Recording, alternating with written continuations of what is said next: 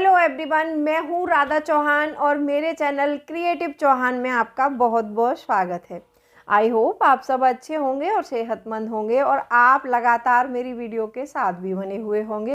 दोस्तों, आज की वीडियो में मैं आपको 9 ऐसे हैक्स बताऊंगी जो होम से रिलेटेड हैं, जो आपकी अच्छी खासी एक बचत कराएंगे और आपके अंदर इतना डिसिप्लिन लेके आएंगे कि आप 1 साल के अंदर काफ़ी सारा पैसा बचा सकते हैं।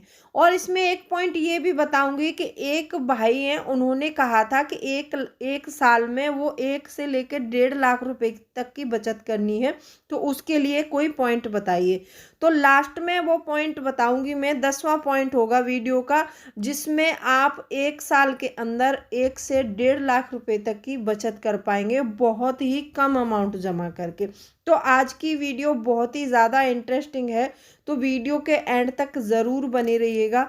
और अभी तक आपने अपने इस क्रिएटिव चौहान चैनल को सब्सक्राइब नहीं किया है तो आप लोगों से एक रिक्वेस्ट है, प्लीज़ सब्सक्राइब करिए अपने इस चैनल को और बेल आइकन को भी ज़रूर प्रेस कर दीजिएगा ताकि ऐसी ही इंटरेस्टिंग वीडियो की नोटिफिकेशन आपको मिलते रहे। दोस्तों, वीडियो पसंद आए तो एक लाइक ज़रूर कर दीजिएगा। तो चलिए स्टार्ट करते हैं वीडियो को। दोस्तों, मैं आपको एक इन्फॉर्मेशन देना चाहती हूँ। यदि आप कोई भी इलेक्ट्रिक आइटम खरीदना चाहते हैं तो मैं लिंक अपने कमेंट में पिन करूँगी, तो वहाँ से उस वेबसाइट पे जाके कोई भी सामान परचेस कर सकते हैं मेरे लिंक से। यदि आप मेरे लिंक से सामान परचेस करते हैं तो आपको वहाँ पर कम से कम 70% की छूट मिलने वाली है। तो आप उस लिंक पर एक बार विजिट ज़रूर कीजिएगा और आपको जो भी सामान पसंद आता है उसको परचेस ज़रूर कीजिएगा। सबसे पहला पॉइंट आता है कि अपने घर के लिए एक बजट बनाइए। देखो, आपको मतलब एक बजट तो ज़रूर बनाना ही पड़ेगा और बजट बनाते समय ये ध्यान ज़रूर रखना है आपको कि कौन से हमारे बड़े खर्चे हैं और कौन से छोटे खर्चे हैं। अच्छा, इन खर्चों की आपको लिस्ट भी बनानी है। देखो, यदि आप अपने घर में बचत करने का सिलसिला शुरू करना चाहते हैं तो सबसे पहले शुरुआत हमें बजट से करनी चाहिए। तो हमें अपने घर के लिए एक बजट बनाना चाहिए और बजट बनाते समय दो चीज़ों का हमें ये प्रॉपर ध्यान रखना चाहिए। हमें असेंशियल और नॉन असेंशियल क्या चीज़ें हैं, दोनों की अलग अलग लिस्ट बनानी चाहिए। ठीक है, जब हम लिस्ट बनाएंगे, कुछ खर्चे हमारे ऐसे होते हैं कि जो हमें करना बहुत ज़रूरी हो जाता है, जैसे बच्चों की फीस बहुत ज़रूरी है, बिजली का बिल देना बहुत ज़रूरी है, हमारी ग्रोसरी बहुत ज़रूरी है। यहीं पर यदि हमें लग रहा है कि हमें कुछ कपड़े परचेस करने, तो वो इतने ज़रूरी नहीं है, उनको हम पोस्टपोन भी कर सकते हैं। तो ऐसे ही एक असेंशियल और नॉन असेंशियल दोनों लिस्ट बनानी है और जो खर्चे आप पोस्टपोन कर सकते हो उनको पोस्टपोन करिए और जो खर्चे आपके ज़रूरी हैं, जिनके बिना आपका काम नहीं चल रहा है, उनको पहले करिए। ठीक है, दूसरा पॉइंट आता है, बजट बनाने पर खाने पीने की चीज़ों पर कटौती नहीं करनी है आपको। बहुत से लोग ऐसे होते हैं कि मतलब बजट बना रहे हैं तो मतलब आटा हम इस बार 5 kg खरीद लेते हैं, 10 किलो हम फिर खरीद लेंगे। तो ऐसा मत करना।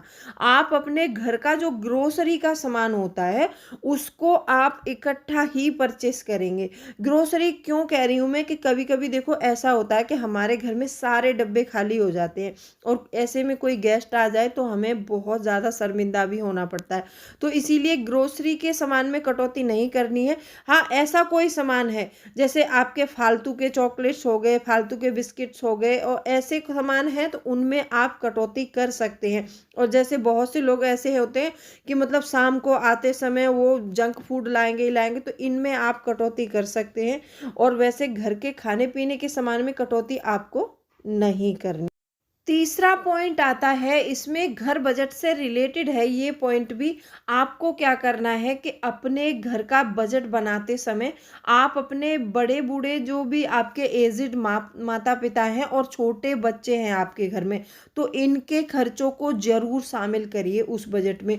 क्योंकि अगर आप इनके खर्चों को उस बजट में शामिल नहीं करेंगे तो आगे चल के आपका बजट चलेगा नहीं, वो बिगड़ जाएगा। क्योंकि ऐसा होता है, देखो बूढ़े माँ बाप हैं तो उनकी दवाई भी बनानी है। छोटे बच्चे हैं, कुछ ऐसे बच्चे होंगे आपके यहाँ कि अभी इस साल उनका एडमिशन होना है, उनके लिए ड्रेस बनानी है, उनके लिए बुक्स लेके आनी है, तो ये एक मोटा खर्चा होता है दवाई का और बच्चों के एडमिशन का और उनकी फीस का। यदि आपको पता है कि हमारे घर में इस साल किसी बच्चे का एडमिशन होने वाला है तो उसके खर्चे को ज़रूर शामिल करिए बजट में, या अन्यथा वो आप 1 महीने बाद देखेंगे कि अचानक आ जाएगा तो आपका बजट गड़बड़ा जाएगा। तो यदि आप बजट बना रहे हैं अपने घर के लिए, पैसे बचाना चाहते हैं, तो ये चीज़ें आप ज़रूर ध्यान दीजिए। चौथा पॉइंट आता है बिजली और गैस का यूज़ ज़रूरत के हिसाब से करिए। देखो, ज़रूरत के हिसाब से मैं क्यों कह रही हूँ कि बिजली के बिल पर अगर हम ध्यान नहीं देते हैं तो हमारा काफ़ी सारा बिल आ जाता है। तो इसीलिए अपने मीटर की रीडिंग को ना हमेशा चेक करते रहिए, और जब भी आपको लगे कि हमें कंट्रोल करने की ज़रूरत है तो वहाँ पर कंट्रोल ज़रूर करिए। जब आप गैस का यूज़ करते हैं तो उस समय आप ये 2-3 पॉइंट ध्यान रखिए, आपकी गैस 1 महीने से ज़्यादा चलेगी और आपका पैसा ज़रूर बचेगा इसमें, ठीक है। जब भी कोई सामान बनाए तो ज़्यादातर कुकर का यूज़ करें। कुकर का यूज़ करने से बिजली जो है गैस बहुत कम लगती है। और जब भी कोई सब्जी बना रहे हो तो उसको ढककर पकाएं। रोटी बना रहे हैं तो आप 8 से 10 रोटी पहले ही बेल के रख लीजिए, फटाफट सेक के ख़त्म कीजिए। यदि आप ये पॉइंट अपनाते हैं तो आपकी गैस बहुत बचती है। और जब भी कोई भी सामान बनाएं तो हाई फ्लेम पर ना पकाएं। सब्जी बना रहे हैं तो हाई फ्लेम पर नहीं, उसको लो फ्लेम पर पकाना है। यदि आप देखेंगे कि लो फ्लेम पर पकाएंगे सब्जी तो जल्दी भी बनेगी और अच्छी भी बनेगी और जल्दी पक भी जाती है। यदि आप पानी बहुत सारा डाल देंगे उसमें और हाई फ्लेम पर गैस कर देंगे तो सब्जी भी कच्ची रह जाएगी और हमारी गैस भी बहुत ज़्यादा जाती है। तो आपको ये 2-3 पॉइंट ध्यान रखने हैं और ये हाउस वाइफ के लिए बहुत मैटर करते हैं। यदि उनकी गैस मान लो 1 महीने की जगह 1.5 महीने चल जाती है ये पॉइंट अपना के, तो कम से कम 450 रुपये की हमारी बचत यहीं पर हो जाती है। पांचवा पॉइंट आता है कि बजट बनाते समय अपने खर्चे और अपनी इनकम का ज़रूर पता लगाएं।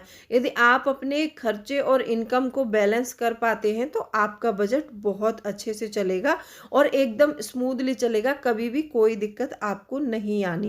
तो इसके लिए आप एक सिंपल तरीका अपना सकते हैं। अब सारी अपनी जितनी भी इनकम रेंट आपकी है वो सारी इनकम को जोड़ लीजिए कि कितनी बन रही है, उसमें से आप अपने खर्चों को माइनस करके जो भी पैसा बचता है उसको अलग अकाउंट में रख दीजिए। उसको निवेश कर सकते हैं या फिर आपकी कोई बिजनेस है तो उस बिजनेस में भी उस पैसे को आप लगा सकते हैं। छठवां पॉइंट आता है कि अपनी पसंद वाली छोटी और बड़ी चीज़ों के लिए एक अलग से लिस्ट बना लीजिए।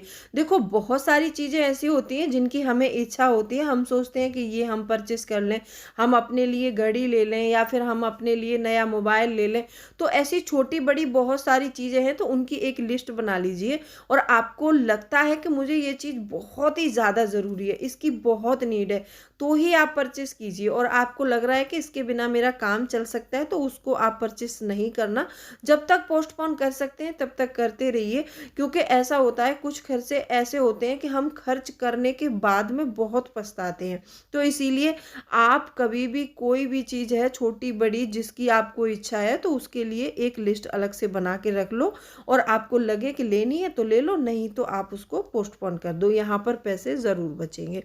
सातवां पॉइंट आता है कि बजट को बोझ समझकर काम नहीं करना है आपको। बहुत सारे लोग ऐसे होते हैं कि मतलब बजट पर चल रहे हैं तो वो अब उस बजट को मतलब ढोते हैं, बोझ समझते हैं। तो ऐसा नहीं करना है। यदि हम किसी चीज़ को बोझ समझते हैं तो वो बहुत लंबे समय तक नहीं टिकती है।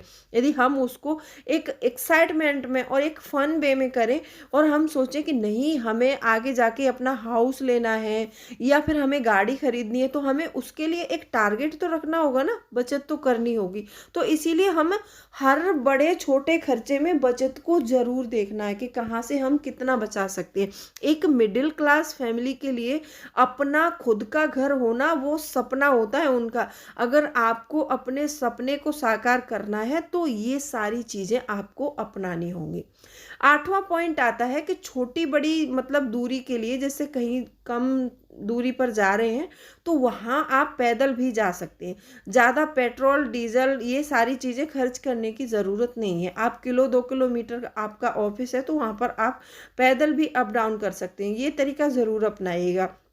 क्योंकि एक अच्छा खासा अमाउंट ना हमारा हर महीने पेट्रोल में चला जाता है। हाँ, आपकी ऑफिस इतनी है कि मतलब 14-15 किलोमीटर दूर है, तो यहाँ तो आदमी बिना बाइक और बिना गाड़ी बिना ट्रांसपोर्ट के जा नहीं सकता। यदि 2-3 किलोमीटर के अंडर में आपका घर है और आपका ऑफिस भी आता है, तो यहाँ डेली आप पैदल अप डाउन भी कर सकते हैं। नौवां तरीका आता है, इमरजेंसी के लिए अलग से एक लिफाफा बनाकर रखना है आपको अपने घर में। देखो, कई खर्चे ऐसे होते हैं कि इमरजेंसी में आ जाते हैं, तो उसके लिए आप एक अलग से लिफाफा बना लीजिए और उसमें कुछ कैश डालकर रखते रहिए। देखो, भगवान ना चाहे कि किसी के घर में कोई भी इमरजेंसी आए, यदि कोई प्रॉब्लम हो जाती है तो आप वहाँ से लेकर पैसा खर्च कर सकते हैं, आपको किसी के आगे हाथ नहीं फैलाना पड़ेगा। कभी कभी लोग क्या करते हैं कि इमरजेंसी के लिए कुछ नहीं बचाते, सिर्फ वो खर्चे चलाते रहेंगे, अपने बहुत सारे ऐसे नॉन एसेंशियल काम हैं उनमें पैसा बर्बाद करते रहेंगे, लेकिन उस पैसे को एक लिफाफे में बंद करके रखते नहीं है कि ये इमरजेंसी के लिए हम रख देते हैं। यदि आप ये चीज़ करेंगे तो आप कभी भी एक तो कर्ज के जाल में नहीं फंसेंगे, आपको कभी लोन नहीं लेना पड़ेगा, आपको किसी दूसरे से पैसा उधार नहीं लेना है, कोई सामान उधार नहीं लेना है। देखो, कोई दिक्कत आती है तो उसको यूज़ कर लो पैसे को। यदि कोई दिक्कत नहीं आ रही है और सब कुछ ठीक ठाक चल रहा है तो उसको आप निवेश कर दो, कहीं आरडी कर लो, कुछ भी कर लो। पैसा मतलब जोड़ना बहुत ज़रूरी है। और आप अपने घर में ये चीज़ें मतलब मिनिमाइज करो कि बहुत ही कम खर्चे करो। बहुत सारे लोग ऐसे सोचते हैं कि मतलब पैसे ज़्यादा कमाएंगे तो पैसे वाले बनेंगे। नहीं भाई, आप रुपए 1 लाख कमाओ और आप खर्चे 1,10,000 करो महीने में, तो पैसे वाले नहीं बन सकते। आप रुपया 50,000 कमाओ, सिर्फ अपना 20,000 में खर्च चलाओ, तो आप 30,000 वो बचा सकते हो। तो ये चीज़ें आप नोट डाउन कर लो कि आपको यदि पैसा बचाना है तो ये सारे पॉइंट याद रखने बहुत ज़रूरी है। 10वां पॉइंट आता है कि आप 1 से 1.5 लाख की बचत 1 साल के अंदर कैसे कर सकते हैं। इसमें आप क्या कर रहे हैं, आप यदि पैसा कमाते हैं तो आपको एक 52 वीक सेविंग चैलेंज स्टार्ट करना होगा। देखो, यदि आप अच्छा खासा कमा रहे हैं तो आपको ये 52 वीक सेविंग चैलेंज ज़रूर लेना चाहिए, क्योंकि चैलेंज जब हम अपने आप को देते हैं ना तो हम बहुत मतलब कोशिश करते हैं कई हद तक उसको जीतने की। तो इसमें आप क्या करेंगे, पहले वीक में आप 100 रुपये जमा करेंगे, दूसरे वीक में आप 200 रुपये जमा करेंगे, तीसरे वीक में आप 300 रुपये जमा करेंगे, चौथे वीक में आप यहाँ पर 400 रुपये जमा करेंगे, पाँचवें वीक में आप 500 रुपये। ऐसे ही आपको करते करते मल्टीप्लाई करते जाना है और 52 वीक तक पहुँचना है।